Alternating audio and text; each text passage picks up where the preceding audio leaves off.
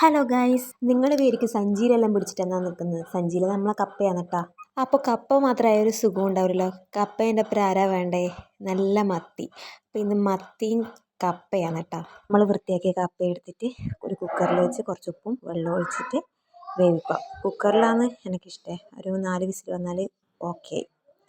പിന്നെ ഒന്ന് വെള്ളം ഊറ്റിയിട്ട് വേറെ പാത്രത്തിലേക്ക് മാറ്റുക. അല്ലെങ്കിൽ ഒരു കുഴമ്പ് പോലെ ഉണ്ടാവും. ഇത് മാറ്റിയാൽ കുറച്ചൊരു തണിഞ്ഞാകുമ്പോഴത്തേക്ക് ടേസ്റ്റ് ഉണ്ടാവും. പിന്നെ നമുക്ക് മീൻ കറി വെക്കാൻ നോക്കാം.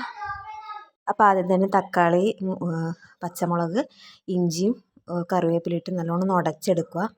അപ്പം കപ്പയ്ക്ക് കുറച്ചും കൂടി ചാറിന് കൊഴുപ്പ് വേണ്ട വെച്ച് ഞാനൊരു 2 തക്കാളി എടുത്ത് അരച്ച് മിക്സിയിൽ അരച്ചിട്ട് ഇതിനകത്തേക്ക് പോർന്നിട്ടുണ്ടായിരുന്നു. അത് നല്ലോണം വെന്തതിന് ശേഷം മത്തീനകത്തേക്ക് ഇടുക.